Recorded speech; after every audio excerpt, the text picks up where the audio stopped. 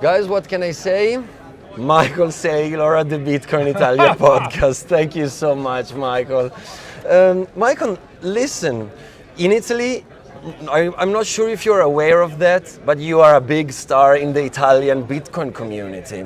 But what most of the people in Italy doesn't know is that, you were a big player way before Bitcoin, right? Microstrategy was a huge company years before Bitcoin. And that's very interesting to me. So my first question is that, do you remember a moment when, as an entrepreneur doing, financial investment, you realized this is gonna change everything. This is it. This is something I'm gonna be focused for the next decades? I really think that was around April or May of 2020 that I really started to appreciate the power of Bitcoin. And before that time, I didn't really see this.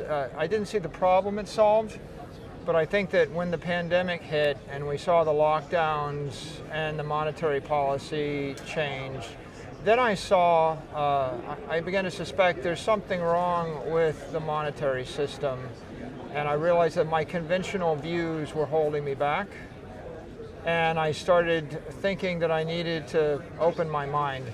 So I think by the end of the second quarter of 2020, I appreciated a new set of views. I realized inflation was much higher than I thought it had been. I realized that the world needs a very thermodynamically sound money. And I realized that the conventional treasury strategies of public companies were broken, and that my company was going to work infinitely hard forever and get nowhere unless we changed our strategy. Okay, right. So that was the right move, financially as an entrepreneur, right?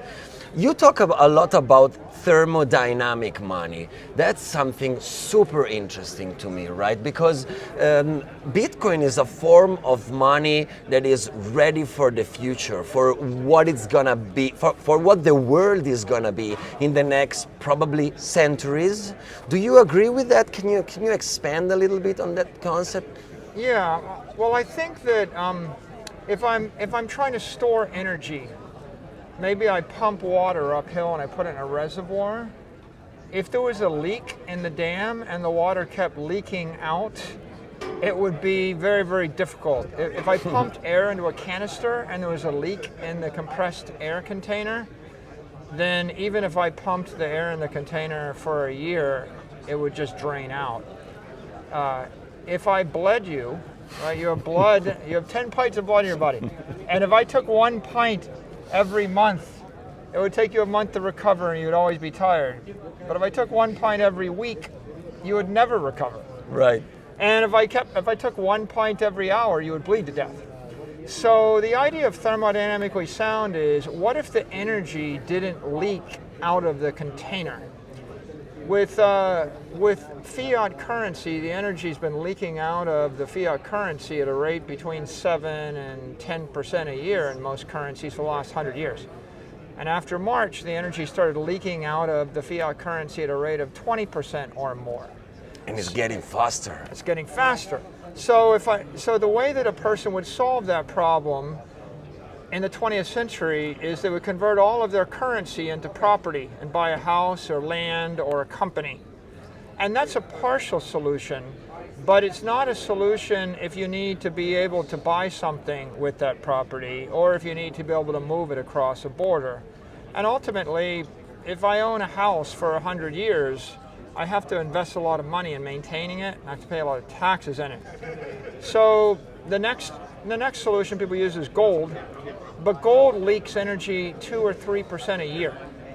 If you leak, and that's because gold miners keep creating more gold, and gold is very centralized, so gold bankers keep and there's a lot of gold in space. There's infinite gold in the universe. Right. If the money if the container loses 2% of its energy a year, that means the half-life of the energy or the half-life of the money is 35 years.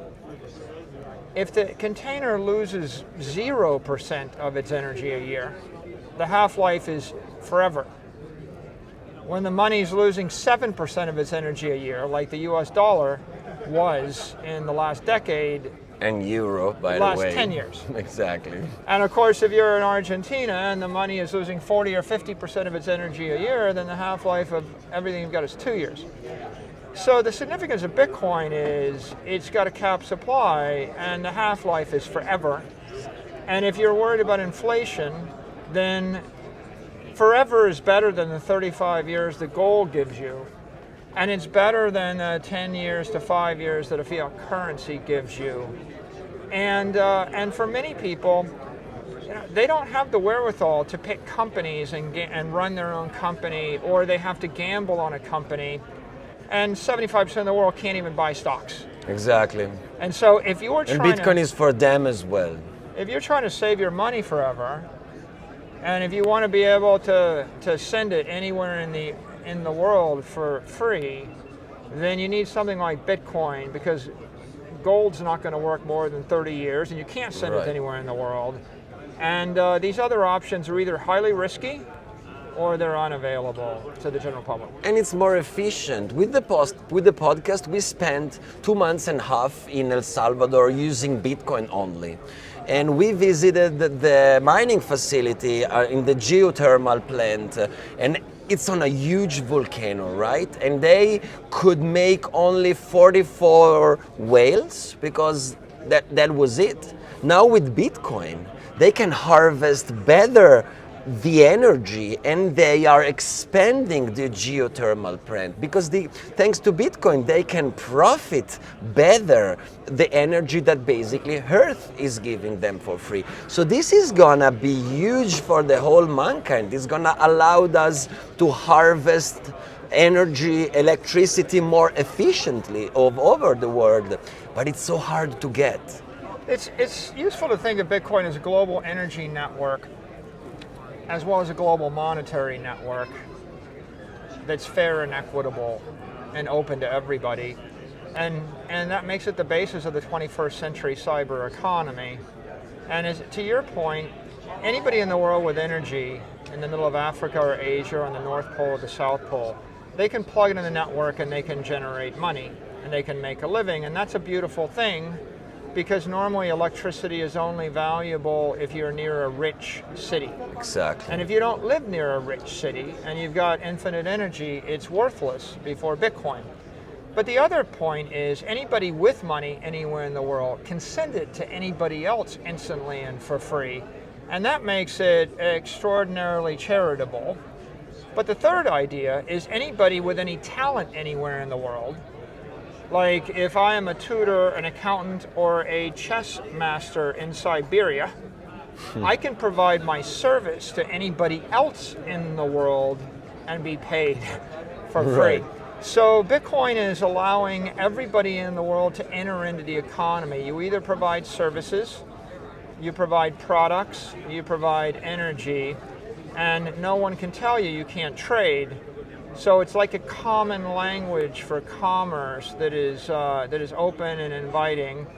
And of course, if you believe in market economies, then this allows all 8 billion people on the planet to trust each other, trade with each other, benefit from each other's energy and each other's expertise, and be rewarded in a fair, equitable fashion.